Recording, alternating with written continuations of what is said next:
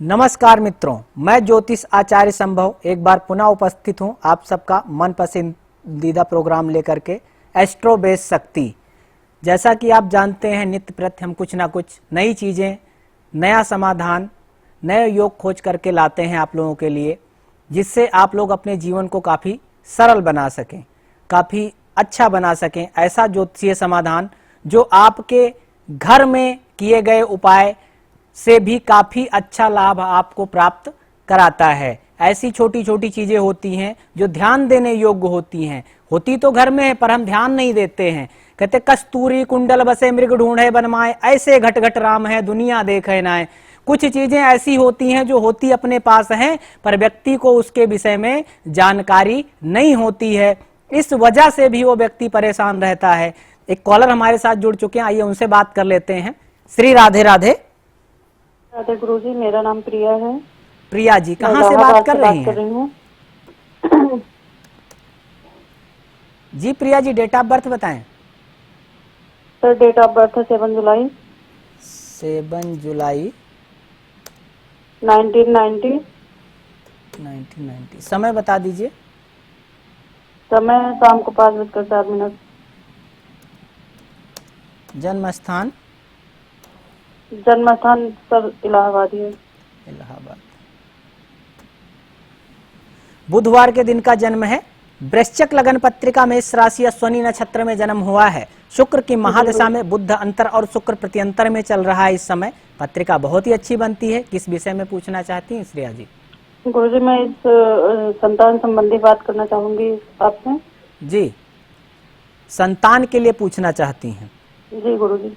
संतान की बात करें, देखा जाए श्रेया जी, समय पत्रिका में शुक्र की दशा चले, शुक्र में बुध चल रहा है, बहुत ही उत्तम योग है और सप्तमेश का शुक्र है, संतान का प्रबल योग बना रहा है। लेकिन कहीं ना कहीं मंगल 12वें भाव में, व्यय भाव में उपस्थित होने के कारण से संतान की सुख की हानि करता है। योग तो बन रहा है लेकिन हमेशा अधूरा बनेगा, किसी ना किसी कारणवश दिक्कतें हो जाएंगी जिससे संतान की प्राप्ति होने में दिक्कत होगी। मंगल के कारण से ऐसा हो रहा था। समय अच्छा चल रहा है संतान के लिए, शुक्र की दशा चल रही है, शुक्र सप्तम भाव का स्वामी और जो है दसम भाव में उपस्थित है पत्रिका में।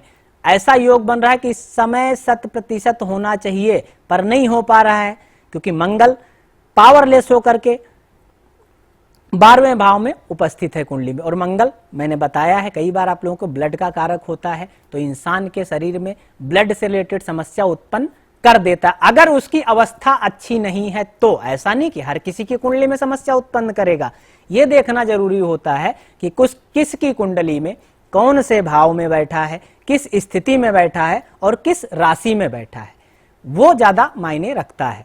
तो पत्रिका का विश्लेषण कराएं और जो है अपनी समस्या का समाधान आप तुरंत पा सकते हैं।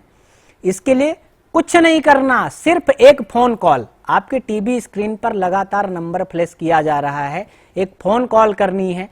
तुरंत आपको जो है इसका जो भी समाधान है वैदिक विधि विधान के माध्यम से क्या करना चाहिए, कैसे करना चाहिए, आपको बताया जाएगा। कुछ दर्शक ऐसे होते हैं जो कि कॉल पे बात नहीं करना चाहते, कॉल नहीं करना चाहते। कुछ चीजें ऐसी होती हैं जो सार्वजनिक रूप से नहीं बात करना चाहते, उनके लिए मैं बताना चाहूंगा कि आप व्हाट्सएप नंबर चल रहा है, उस पे आप डायरेक्टली जुड़ करके और अपनी समस्या का समाधान पा सकते हैं। उसके लिए कोई चिंता करने की जरूरत नहीं, जो समस्या है आपकी व्हाट्सएप के माध्यम से जुड़ेंगे आप तक और हम तक रहेगी, इसलिए आप बिल्कुल निसंदेह जुड़ सकते हैं, कोई संदेह नहीं। एक कॉलर हमारे साथ जुड़ चुके हैं, आइए एक बार उनसे बात करते हैं। श्री राधे राधे। राधे राधे जी, शुभ नाम बताएं। हेलो हेलो, लगता है इनसे हमारा संपर्क टूट गया है, देखते हैं फिर आगे संपर्क जुड़ेगा तो हम इनसे बात करेंगे। तो मैं वही कह रहा था आप लोगों से कि जो है आप इन चीज़ों, कुछ समस्याएं ऐसी हैं जिसे आप व्हाट्सएप के माध्यम से भी आप जान सकते हैं, पर जानना जरूरी है। कहते हैं सही समाधान और सही चीज इंसान को कहां से कहां पहुंचा सकती है, मार्गदर्शन बहुत जरूरी होता है जीवन में। यह सही मार्गदर्शन आपके जीवन में होता है तो आप आकाश की ऊंचाइयों को छू सकते हैं। ज्योतिष एक ऐसा आईना है जिसे देख करके या जिसे जान करके आप जीवन में बहुत आगे बढ़ सकते हैं। बट कुंडली सही होनी चाहिए, जन्म का टाइम, जन्म का समय एकदम सटीक यदि आप आचार्य जी को देते हैं, हमारे आचार्यों को देते हैं या हमें देते हैं, तो हम उसका सही विश्लेषण कर पाएंगे। सही विश्लेषण करेंगे तो आप तक सही जानकारी पहुंचा पाएंगे। इस पे आगे चर्चा करेंगे। एक कॉलर हमारे साथ जुड़ चुके हैं, आइए उनसे बात करते हैं। श्री राधे राधे। गुरु जी। शुभ नाम बताएं। जी प्रमोद तिवारी। प्रमोद तिवारी जी, कहाँ से बात कर रहे हैं तिवारी जी? जी सुल्तानपुर से। डेट ऑफ बर्थ बता दें तिवारी जी। 9/5/89। 9/5/89। समय बता दीजिए। समय है शाम का 5 बजे। जन्म स्थान सुल्तानपुर उत्तर प्रदेश।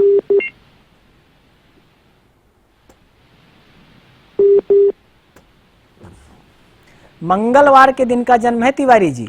जी कन्या लगन पत्रिका, मिथुन राशि, अद्रा नक्षत्र में जन्म हुआ है। जी। शनि की महादशा में मंगल अंतर और चंद्रमा प्रत्यंतर में चल रहा है इस समय।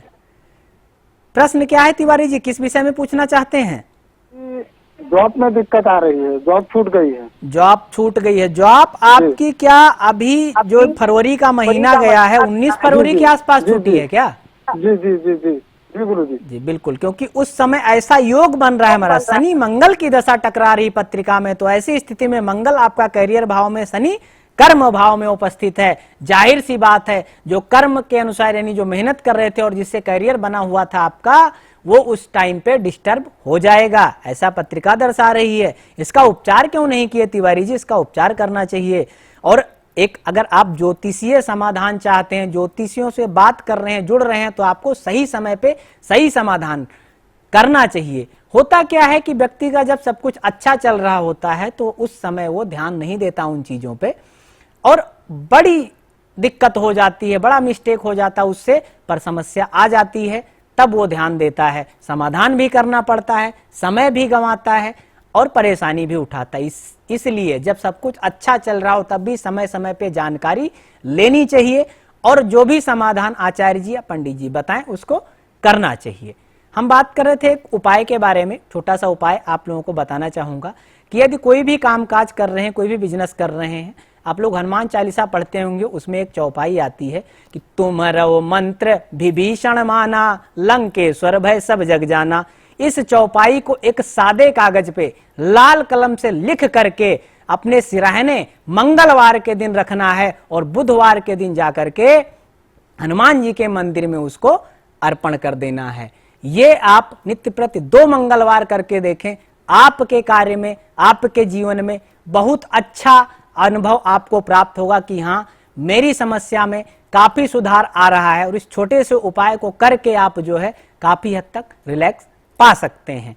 ऐसा जो है करिए आप लोग, और कर करके उसका अनुभव लीजिए कि क्या है वेद शास्त्र में, क्या नहीं है।